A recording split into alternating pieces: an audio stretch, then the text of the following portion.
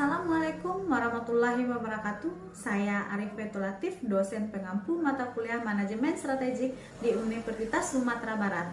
Mata kuliah Manajemen Strategik ini terdiri dari 3 SKS. Adapun capaian pembelajaran diharapkan mahasiswa menunjukkan sikap yang bertanggung jawab dalam pekerjaan di bidang keahlian secara mandiri. Diharapkan mahasiswa mampu mengambil keputusan secara tepat dalam konteks penyelesaian masalah berdasarkan analisis informasi dan data. Diharapkan mahasiswa mampu melaksanakan fungsi organisasi pemasaran, bisnis, operasi, sumber daya manusia, keuangan, dan strategi pada level operasional di berbagai tipe organisasi. Mahasiswa mampu menguasai konsep teoritis bidang ilmu ekonomi dan manajemen mengenai proses dan fungsi manajemen pemasaran, manajemen sumber daya manusia, manajemen keuangan, manajemen operasional, dan manajemen strategi. Adapun mata kuliah manajemen strategik ini terdiri dari 16 kali pertemuan. Pertemuan pertama, kita akan mengadakan kontrak perkuliahan dan sedikit membahas tentang ruang lingkup manajemen strategik. Pada pertemuan kedua, kita akan membahas tentang visi dan misi perusahaan, bagaimana membentuk visi dan misi, dan apa saja sasaran-sasaran operasional di dalam perusahaan. Pada pertemuan ketiga, kita akan membahas tentang konsep model deskriptif manajemen strategik dan analisis SWOT. Pada pertemuan keempat, kita akan membahas tentang pengambilan keputusan strategis. Pada pertemuan kelima, kita akan membahas tentang strategi pengkajian lingkungan eksternal dan internal. Pada pertemuan keenam, kita akan membahas tentang perumusan strategi mengenai proses perumusan strategi. Pada pertemuan ketujuh, kita akan membahas tentang strategi unit bisnis, dan pada pertemuan ke-8, kita akan mengadakan ujian tengah semester. Pada pertemuan ke-9, kita akan membahas tentang strategi korporasi. Pada pertemuan ke-10, kita akan membahas tentang strategi pertumbuhan dan pengembangan pasar. Pada pertemuan ke-11, kita akan membahas tentang strategi penyehatan dan divestasi serta strategi pemimpin pasar. Pada pertemuan ke-13, kita akan membahas tentang implementasi strategi. Pada pertemuan ke-14, kita akan membahas tentang pengembangan kemampuan konsep dalam audit manajemen strategis serta metode kasus. Pada pertemuan ke-15, kita akan melakukan pemecahan kasus dengan mengimplementasikan teori-teori yang sudah kita pelajari dan mereview kembali materi tersebut untuk menghadapi ujian akhir semester. Dan pada pertemuan ke-16 kita akan mengadakan ujian akhir semester. Penilaian yang saya gunakan, penilaian dilakukan dari 5 aspek. Yang pertama, kehadiran 10%, kedua, tugas 15%, ketiga, keaktifan 10%, keempat, UTS 30%, kelima, UAS 35%. Metode yang saya gunakan, yang pertama, direct interaction atau interaksi langsung dengan mahasiswa.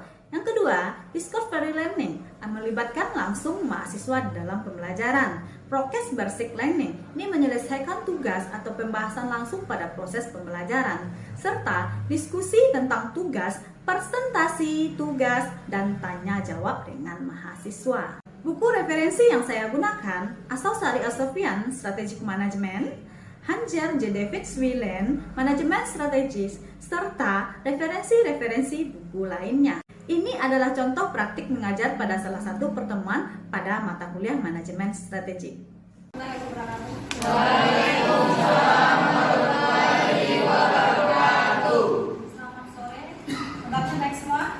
Baik. Selesai magang ya? Ya, Bu. Balik lagi dengan saya ya, dosennya pada semester lalu udah ya, ketemu saya lagi ya dengan mata kuliah Manajemen Strategi. Nah, materi kita sekarang itu masuk ke manajemen strategi. Nah, ada 2 kata di sini, ada yang namanya manajemen, ada strategi. Karena udah pernah dengar ya, apa itu manajemen dan apa strategi. Nah, ada yang bisa menjelaskan apa itu strategi sebelum saya masuk materinya. Strategi atau manajemen? Siapa yang bisa jawab? Manajemen. Saudara, prodinya manajemen kan? Nah, manajemen itu apa? Atau strategi adalah cara, langkah,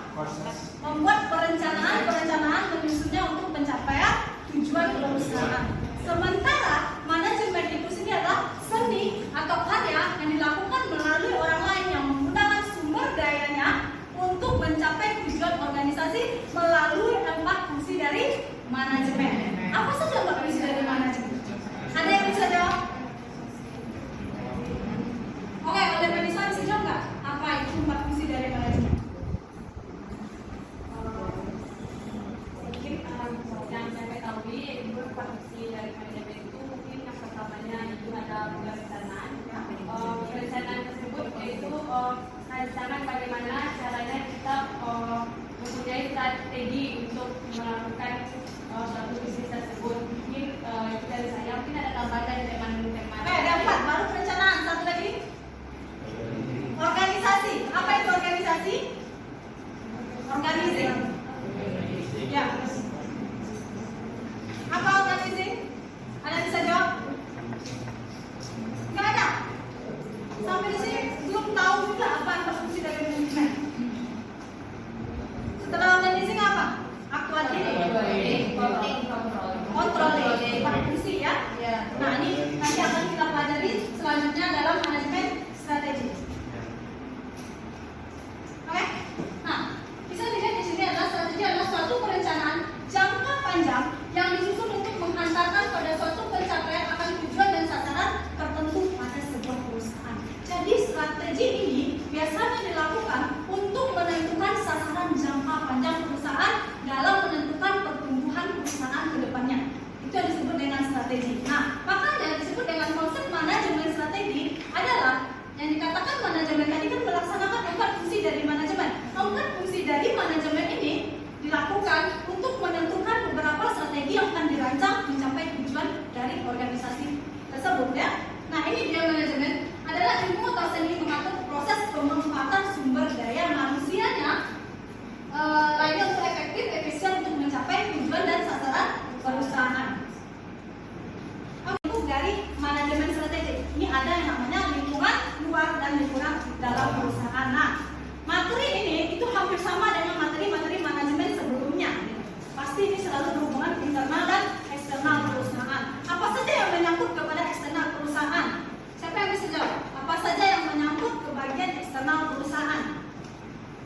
Eksternal luar, internal dalam. Nah, apa saja yang menyangkut ke sana?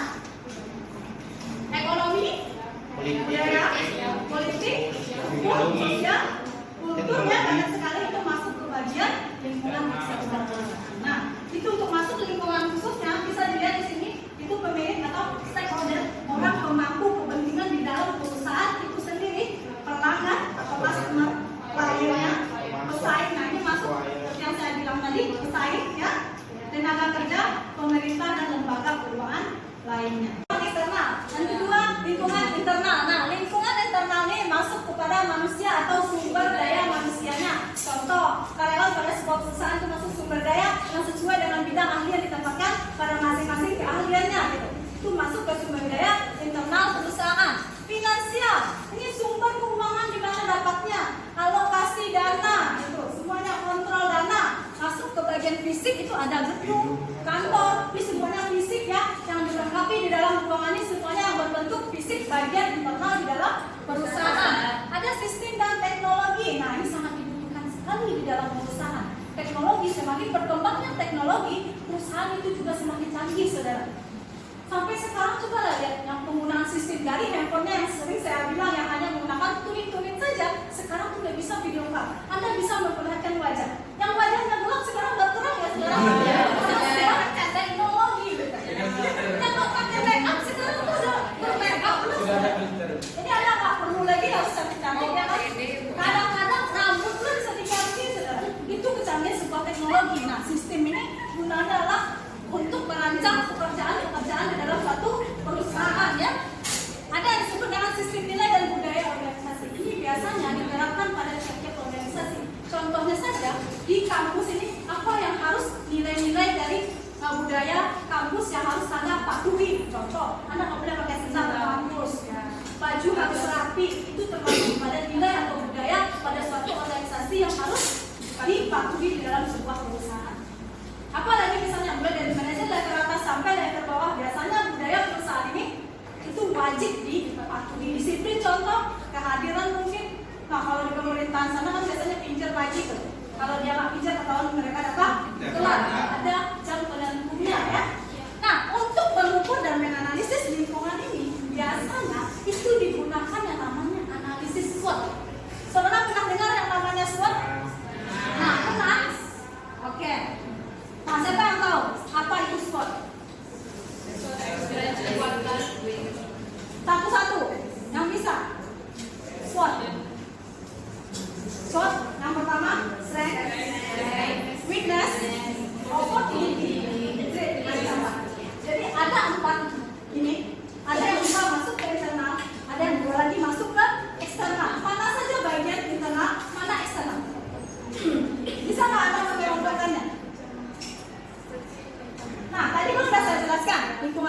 ini, lingkungan internal ini. Nah, coba Anda kelompokkan mana yang masuk ke eksternal, mana yang masuk ke internal perusahaan. Strength internal, satu lagi weakness internal, opportunities eksternal, konflik masuk ke bagian eksternal. Nah, ini yang akan kita analisis nanti. Nanti di pertemuan selanjutnya ini akan saya terangkan lagi ya. Oke, kita lanjut. Nah, untuk perkembangan dari manajemen strategik ini mulai dari yang namanya basic financial planning. Ini biasanya yang berhubungan dengan keuangan ya. Yang kedua ada yang namanya proses basic planning. Nah, ini biasanya perkembangan dari teori yang pertama ya. Setelah itu masuk ke externally orientasi ya. Nah, ini berkembang dari proses basic planning sehingga ada yang namanya planning atau strategic planning baru dibentuk yang namanya manajemen strategik. Nah, ini kita lanjut. Kita lihat apa itu yang namanya basic financial planning. Nah, perencanaan ini didasarkan pada perencanaan keuangan atau budgeting perusahaan. Pada dulunya, perusahaan menentukan strategi basic financial planning ini hanya menggunakan budget saja. Dari budget yang itu ditentukan, dia bisa menentukan strategi yang ada di dalam perusahaan. Zaman dulunya, yang baru dibentuk dari basic financial planning ya. Nah, ini biasanya digunakan pengendalian operasional manajer yang langsung dari tadi ada eksternal dan eksternal. Ini langsung dari internal di dalam perusahaan itu sendiri ya. Nah, baru masuk ke bagian proses basic planning. Ini perkembangan dari teori yang sebelumnya. Nah, ini perkembangan dari sistem di atas sebenarnya digunakan untuk perencanaan jangka panjang. Karena semakin berkembangnya teknologi, pemikiran orang-orang semakin terbuka sumber dayanya sehingga berkembang teori yang disebut dengan proses basic planning. Ini akibat kelemahan dari sistem budget tadi. Jadi strategi yang ditentukan dalam hitungan saja. Setelah itu dia berpikir untuk mengembangkannya, menjadikan sistemnya yang lebih efektif, tapi masih di dalam konsep budgeting gitu. Jadi pertumbuhan perusahaan memperkirakan keadaan masa depan. Jadi dia baru memperkirakannya saja. Dia sudah mulai berpikir yang lebih strategis dari sebelumnya. Kalau sebelumnya dia cuma pikiran internal perusahaannya saja.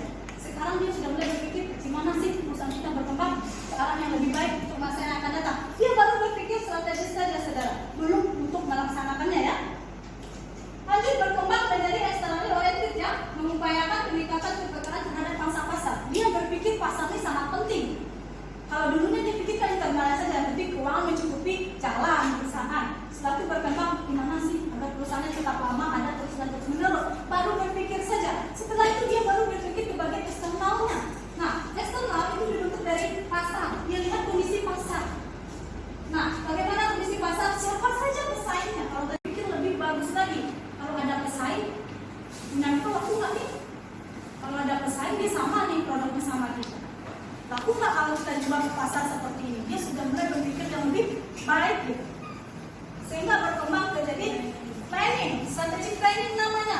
Sudah memplanningkan, merencanakan yang tadi sudah berpikir lebih kritis dan strategis tadi. Nah, dia sudah memikirkan perencanaan apa yang untuk bisa melanjutkan produknya ke pangsa pasar gitu. Target pasarnya siapa, pasarnya yang mana gitu.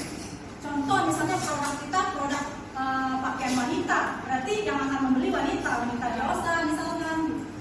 Jadi tahu siapa orang yang akan membeli, pangsa pasarnya siapa. Nah, di sini perusahaan sudah mempertimbangkan bagaimana caranya menentukan sebuah strategi ya untuk mendapatkan memenangkan pasar tadi. Gimana caranya menarik pelanggan? Yang biasanya cuma memikirkan uang modal jual, sekarang dia berpikir ini orangnya harus tetap beli sama saya nih. Ini pelanggan ini nggak boleh lari beli yang lain, pokoknya beli punya saya. Dia sudah berpikir ke arah yang seperti itu. Namanya mempertahankan pelanggan dan menarik pelanggan dari kompetitor. Dia sudah berpikir kepada planning. Nah, pelaksanaan ini biasanya dilakukan secara top dan top, mulai dari atas sampai ke bawah dari perusahaan. Internal dalam tanda perusahaan ada yang namanya manajemen puncak, top manajemen, middle manajemen, lower manajemen. Nah, semua strategi tadi dibentuk mulai dari manajer level atas sampai ke manajer level bawah. Dia sudah berpikir bagaimana cara memenangkan pasar. Jadi bukan hanya orang yang jualan saja, sales saja, tidak. Seorang manajemen puncak dia juga memikirkan ini produk kita dijual ke siapa. Turun ke bagian level middle, manajemen menengah, nah dia pikir juga ini dijualnya kemana. Sampai ke pekerja bagian bawah, dia juga berpikir nih pasar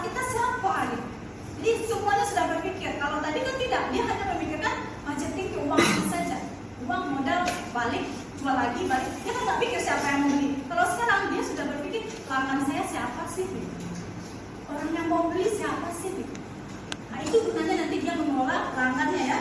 Lalu masuk dia ke bagian manajemen strategik yang saat sekarang ini itu sudah banyak digunakan di perusahaan-perusahaan besar. Nah di sini pengembangan dari strategic planning di sini masukkan dari level bawah yang juga mempertimbangkan prosesnya tidak hanya berkonsentrasi pada formulasi saja, bukan hanya pada perumusan saja. Sekarang dia sudah melakukan sebuah tindakan implementasi namanya. Dia sudah terjunkan langsung cara-cara agar dia bisa memenangkan pasar tadi.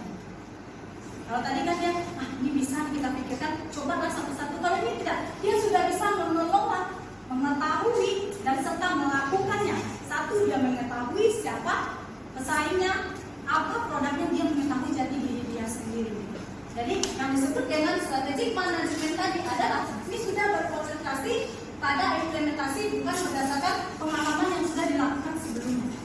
Jadi pengalaman-pengalaman yang sudah pernah dia lakukan itu biasanya dijadikan patokan untuk menentukan strategi yang lebih baik. Kenapa? Karena strategi manajemen ini gunanya untuk jangka panjang. Jadi makanya visi yang dibentuk dari perusahaan itu biasanya ada 10 tahun baru diganti gitu. Jadi kalau nggak tercapai, kita akan menentukan perencanaan ke depannya bagaimana. Itu dia manajemen strategik, implementasinya sudah secara efektif. Makanya ada sales eksekutif, sales door to door, banyak sekali. Sudah dirancang. Di mana Vanessa sales door to door itu di mana tuh? Coba di rumah kan? Waktu 5 menit sudah sering sekali saya jelaskan itu. Pasti udah pernah Anda kejadian sama saudara ya kan? Nah itu sales bagaimana? Karena dia punya target yang sudah ditentukan perusahaan. Perusahaan punya sasaran tersendiri. Oke? Strategi ini ada yang namanya strategi tingkat korporasi. Nah, ada yang namanya tingkat bisnis atau tingkat fungsional. Ini perpanjangan apa nih? Tingkat korporat, tingkat di dalam korporasi strategi, tingkat bisnis atau tingkat fungsional. Ini ada tingkat semuanya mulai dari level atas sampai ke level bawah. Nah, ini strategi korporasi. Ini biasanya berada pada level atas. Nah, biasanya semua manajer level atas ini semua berada di level ini. Makanya dikatakan tingkat korporasi. Ini dipegang menentukan strategi untuk jangka panjang perusahaan. Visi dan misi perusahaan dibentuk dari strategi level korporasi. Jadi dalam menentukan visi dan misi yang sebelumnya tidak tercapai itu dirancang kembali biasanya pada level korporat ya. Nah, mari kita lihat. Nah, ini strategi korporasi, ini tingkat manajemen tertinggi di dalam organisasi. Nah, ini biasanya mengarah kepada bisnis yang dilakukan serta bagaimana mengalokasikan sumber daya antara bisnis tersebut. Ini mereka yang menentukan ini sumber dayanya di mana, di bagian keuangan, pemasaran, sumber daya manusianya, APBD di mana itu terletak pada strategi korporasi ya. Strategi korporasi ini biasanya melibatkan tujuan jangka panjang. Nah, ini berhubungan dengan organisasi secara keseluruhan dan investasi keuangan secara langsung. Semua orang yang berhubungan investasi atau rapat kebebasan semuanya saham di sana, orang yang pemilik saham semuanya terletak pada tingkat korporasi. Level tertinggi yang berada di dalam perusahaan itu adalah level korporasi ya. Oke, pada level bisnis strateginya ini biasanya strategi ini harus disetujui oleh tingkat korporasi. Jadi bisnis strategi ini biasanya diformulasikan oleh manajer bisnis melalui negosiasi oleh manajer tingkat atas. Jadi sebelum dia merancang strategi dalam level bisnis, sebelum dia melakukan sebuah bisnis, itu dia harus ada persetujuan pada level atas. Nah, makanya ini level menengah, bagian di level strategi bisnis. Nah, baru dia strategi bisnis harus melalui diproses serta didukung oleh strategi korporasi. Nah, ada persetujuan langsung ya. Baru ada namanya strategi tingkat fungsional. Ini biasanya meliputi bagian internal perusahaannya saja. Jadi di sini ada fungsinya di sini, fungsi sumber daya manusianya, fungsi bagian keuangan riset dan pengembangan. Biasanya strategi fungsional ini mengarah strategi bisnis dan konsep yang paling utama tergantung pada hasil jawaban bagaimana cara penyerapannya di dalam internal perusahaan. Jadi strategi ini dilakukan hanya di dalam perusahaan saja, karena dia bagian fungsional, sudah pasti dia bagian internal perusahaan. Jadi sampai di sini paham? Ada yang mau ditanyakan sekarang? Anda boleh bertanya. Oke, Anissa. Baiklah, sebelum itu saya ucapkan terima kasih kepada Ibu Ipe yang sudah memberikan saya kesempatan untuk bertanya pada perkuliahan hari ini. Dalam penjelasan Ibu tadi, saya kurang mengerti tentang strategi pemasaran. Baiklah, pertanyaannya, hal apa yang menjadi pertimbangan dalam menentukan strategi pemasaran? Strategi pemasaran. Oke. Nah, di dalam ada yang namanya strategi pemasaran yang akan dirancang perusahaan. Gimana sih caranya menentukan strategi pemasaran? Yang pertama, kita mau kenali dulu apa jenis produk kita. Nah, yang namanya pemasaran ini tahu yang pernah diajarkan 4P? Produk, price, promotion. Nah, kita tahu dulu jenis produk kita seperti apa. Jadi kita bisa menentukan target pasarnya siapa. Contoh, misalkan apa Vanessa produknya sampo. Mungkin samponya untuk anak-anak. Atau mungkin untuk orang dewasa dengan anak bayi itu nggak boleh pakai. Jadi kita tahu target pasarnya siapa. Yang kedua, harga, price. Nah, ini harga. Ini cocok nggak produk kita dengan harga yang akan dijual. Nah, yang ketiga price. Tempat kita jualan melalui e-commerce atau langsung jual beli dengan pembeli. Jadi kita menentukan sekali. Apalagi setelah pandemi COVID-19 ini, itu banyak sekali orang yang menggunakan teknologi untuk menjual produknya di pasar. Bukan hanya e-commerce saja, makanya kadang-kadang perbedaan e-commerce dan media sosial itu hampir sama. Karena sekarang di WA pun, WhatsApp pun, itu dijual untuk beli. Ada teman-temannya yang mau beli. Nanti di Facebook, biasanya kalau di media sosial itu kan gratis jualnya. Biasanya kalau di e-commerce tuh enggak gratis, itu nggak bayar, tapi ada dinamakan biar admin guys. Ada pajaknya, ya kan? Nah, satu lagi promosi. Ini tempat kita berpromosi di mana? Kita mau promosi seperti apa? Kita harus tahu dulu. Sehingga kita tahu strategi pemasaran yang cocok untuk kita seperti apa. Itu yang harus kita lakukan. Jadi paham Vanessa? Ada yang mau ditanyakan lagi? Kalau untuk sampai di sini mungkin saya sudah mengerti, Bu. Tapi bagaimana sih cara menyusun strategi pemasaran tersebut sehingga menjadi lebih baik? Bu, kan punya strategi dan ditentukan. Untuk menyusun strategi tersebut bagaimana, Bu? Sehingga pemasaran kita itu berjalan dengan baik, dengan sesuai yang kita inginkan. Strategi manajemen tadi kan merancang, menyusun strategi apa yang pantas. Setelah strategi dirancang akan itu ada kelompokan. Ini arahnya kemana? Kita kelompokkan dulu. Ini strategi bagian promosi. Jadi Anda jangan Anda campurkan dengan strategi produk. Produk strategi bermacam-macam sebetulnya. Produk inovasi, variasi, kemasan produk, semuanya di sana. Berbeda dengan promosi. Tempat di mana akan melakukan promosi. Kalau Anda gabung, Anda pusing lah. Itu gunanya Anda mesti sebutkan. Nanti kita akan menentukan eksternal, internal, kelemahan kita, kekuatan kita, peluang kita, ancaman kita yang mana. Itu gunanya. Jadi dia bisa terkelompokkan. Sehingga tersusun strategi mana yang lebih jitu, yang lebih efektif, yang pantas kita gunakan untuk produk yang akan kita jual di pasar. Gimana Vanessa? Baiklah, Bu. Untuk pertanyaan saya tadi saya sudah mengerti. Terima kasih, Bu. Oke, ada lagi? Oke, silakan Yogi. Baik, terima kasih Bu.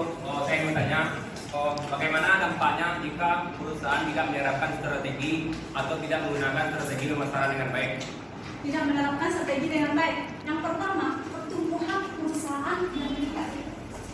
Kenapa? Karena strategi itu saja. Orang teknologi udah semakin berkembang, itu saja. Coba Anda jualan dengan produk yang udah lama, mau nggak teman saudara? Ada yang pasti sama saudara. Jadi kalau produk yang Anda ciptakan sendiri, misalkan tidak berinovasi, ada yang geprek saja, itu udah banyak orang jualan di luar sana. Sekarang coba Anda berinovasi, geprek dengan keju mozzarella. Beda. Geprek sambal warna-warni pada cabai mahal. Hanya cabai warna-warni yang lebih murah. Nah,